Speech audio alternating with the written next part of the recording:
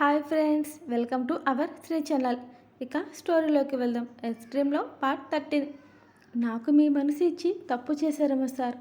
నేను మీకు అన్ఫిట్, అస్సలు సరిపోని మీకు అని నన్ను ఊపిరి ఆడకుండా సిద్ధార్థ్ రెడ్డిని హక్ చేసుకోవాలి అని బీస్ట్ నడుము చుట్టూ వేసే చేతుల కదలిక ఆగిపోయింది నాకు. అప్ప చూసిన చూపులకి చుట్టూ వేస్తున్న చేతులు వెనక్కి తీసుకుని శిలల ఓ బొమ్మల నుంచున్న బీస్ట్ ఇచ్చే వెచ్చని కౌగిలిలో ఓ పక్క ఆనందం, ఇంకో పక్క గుండె బద్దలవుతున్న పంటి కింద దాస్తున్న బాధ. కళ్ళల్లో ఉప్పొంగుతున్న కన్నీళ్ళని రెప్పల మాటునే దాచేస్తూ నన్ను కౌగిలించుకున్న బీస్ట్ని దూరంగా నెట్టి తోసేశాను. ఆయన బండ కదా, ఎక్కడ వదులుతాడు నన్ను? కష్టంగా వదిలించుకున్నా.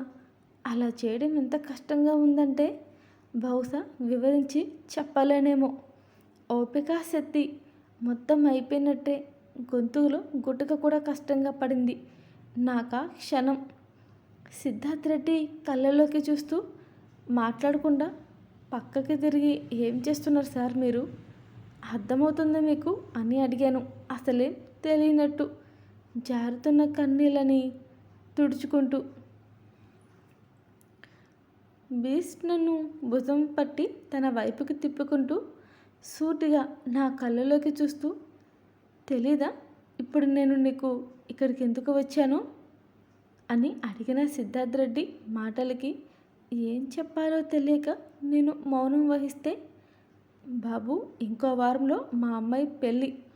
మీరు చేస్తున్న పని చాలా తప్పు.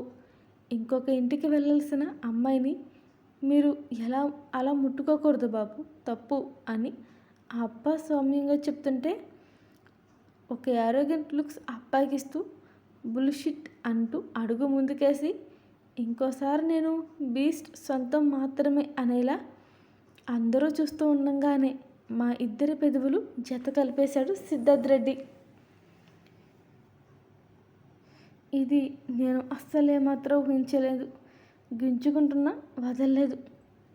అచ్చం చేప పిల్లల నా నడుముని బ్లడ్ కాట్ అయ్యేలా నలిపేసి నా పెదవికి ఎరుపు రంగు అద్ది వదిలి నా భుజం చుట్టూ చెయ్యి వేసి నన్ను తన దగ్గరికి లాక్కుని పట్టుకుని, ఇది నా పిల్ల అని అప్పకి చెప్తూ, డోంట్ డేర్, దీన్ని నా నుంచి ఎవరు వేరు చేయాలని చూసినా అస్సలు టోలరేట్ చేయను. ఆఖరికి మిమ్మల్ని సరే. ఒకే ఒక్క కారణం నేను ఇంత సాఫ్ట్ టోన్తో చెప్తున్నాను అంటే, వేద ఫాదర్ అన్న ఒక్క రీజన్ మాత్రమే నేను మిమ్మల్ని వదిలేసింది. అదే మీ ప్లేస్లో ఈ పాటికి వేరే పర్సన్ అయి ఉంటే నా ట్రీట్మెంట్ వేరేలా ఉండేదని సీరియస్గా చెప్తూ, ఐ థింక్ మీరు నన్ను ఫస్ట్ చూసి షాక్ అయినప్పుడే అర్థమైంది మీకు అంతా తెలిసిన సంగతి. సో ఈ డొంక తిరుగుడు నా ముందు ప్లే చేయడం స్టాప్ చేసేయండి. కాదో లేదో అంటే నేను నా స్టైల్లో ట్రీట్మెంట్ చేయాల్సి వస్తుంది అంటూ బీస్ట్కి వార్నింగ్ ఇస్తున్నట్టే అప్ప నన్నే షార్ప్గా చూస్తున్నారు. ఇదంతా నీ వల్లే అన్నట్టు. ఓ పక్క ఆయన పరువు పోతుంటే ఆయనకన్నా ముందే నేనే తట్టుకోలేకపోయాను. ఇక తప్పదు. నాకున్న బాధని లోపలే అదిమి పెట్టేసి, అసలు మీరేం మాట్లాడుతున్నారు సార్? మీకేమైనా అర్థమవుతుందా? మీరు ఒక కంపెనీకి సీఈఓ, మరి నేను ఒక నార్మల్ ఎంప్లాయీని. మీకు నాకు మధ్య ఉన్న రిలేషన్ అంతే. బాస్కి ఒక ఎంప్లాయీకి ఉన్న రిలేషన్ అని చెప్తూ, మీరు నన్ను లవ్ చేస్తున్నా అని ఇబ్బంది పెట్టినా నేను మిమ్మల్ని చేస్తాను అని కానీ చెప్పలేదు. ఇక్కడి నుంచి ఇబ్బంది పెట్టకుండా ఎవరిని వెళ్ళిపోండి సార్ అని అప్పాకేసి తిరిగి ఆయన కళ్ళలోకి సూటిగా చూస్తూనే చెప్పాను, జారుతున్న కన్నీళ్ళని అలాగే వదిలేసి. మరి చీకట్లోకి వెళ్తున్న నా జీవితానికి కన్నీళ్ళకి పూర్తిగా స్వేచ్ఛ ఇచ్చేస్తూ, కమ్ అగైన్, ఏం చెప్పావు?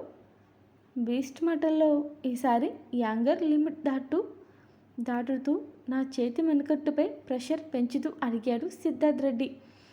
బీస్ట్ చేతుల్లో నొప్పికి ఎర్రగా అయినా నా మనసు పడుతున్న బాధకి ఉపశమనం అనిపిస్తుంటే, ఇంకా అక్కడే ఉంటే ఏడ్చేసేలా ఉంది నా పరిస్థితి.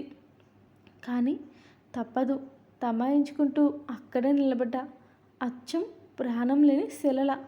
నాకిప్పుడు బీస్ట్ ఇస్తున్న పెయిన్ కూడా నేను అనుభవించడానికి వర్తి అనే అనిపిస్తుంది నాకు.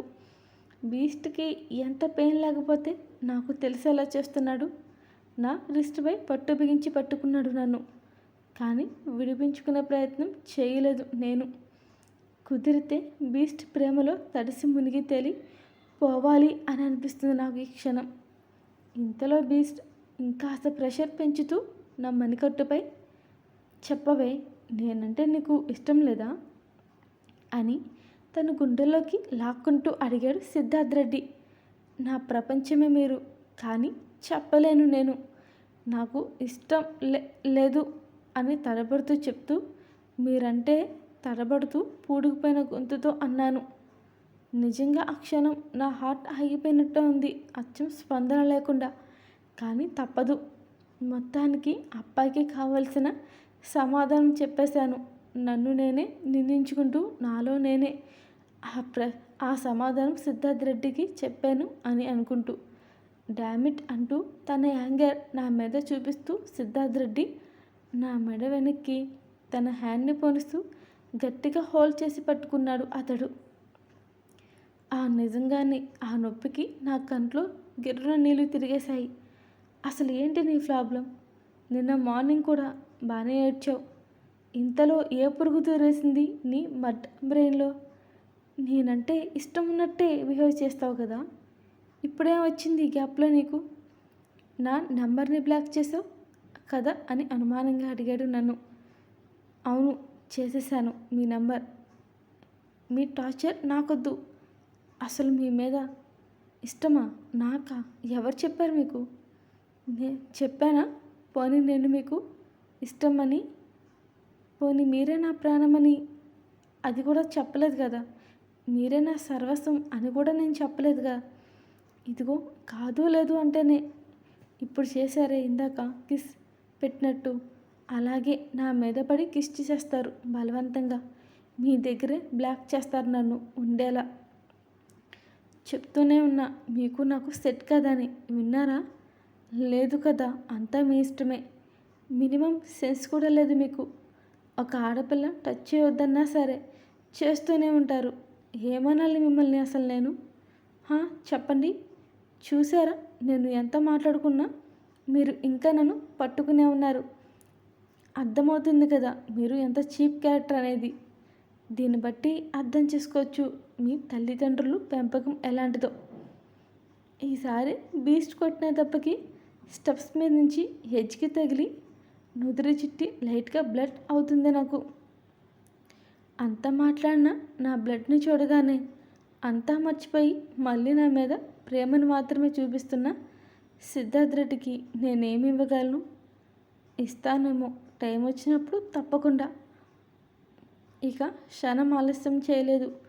నన్ను చూస్తూ కంగారు పడిపోతూ నన్ను ఎత్తుకుని సోఫాలో కూర్చోబెట్టి ఫస్ట్ ఎయిడ్ బాక్స్ అని అరిచాడు. దాంతో కంగారుగా దగ్గరికి వస్తున్న అప్పని కంటి చూపుతోనే ఆపేశాడు సిద్ధార్థ్ రెడ్డి. ఎందుకో ఆయన ఆ చూపులకి ఆగిపోయారు. నాకు అంతా తెలుస్తూనే ఉంది. ఫస్ట్ ఎయిడ్ బాక్స్ అమ్మ వెళ్ళి తీసుకొచ్చి ఇచ్చింది సిద్ధార్థ్ రెడ్డికి. నాకు ఎక్కడ పెయిన్ వస్తుందో అని ఊదుతూ సారీ చెప్తూ, నీకు నా మీద ప్రేమ లేదు అని చెప్తున్నావు కదా. ఎందుకు చెప్తున్నావు? ఎవరి కోసం చెప్తున్నావో అది నాకు అనవసరం. నిజమేంటో నీకు తెలుసు. దాన్ని ఫీల్ అవుతున్నా నాకు తెలుసు. అనవసరంగా నీది కాని క్యారెక్టర్లో నువ్వు ఉండాలని అని అనుకోకు వేద. బహుశా జీవితంలో నిన్ను నువ్వే కోల్పోతావేమో అని అన్నాడు సిద్ధార్థ్ రెడ్డి వేదాతో. వీడియో చివరి వరకు చూసిన వాళ్ళకి థ్యాంక్స్.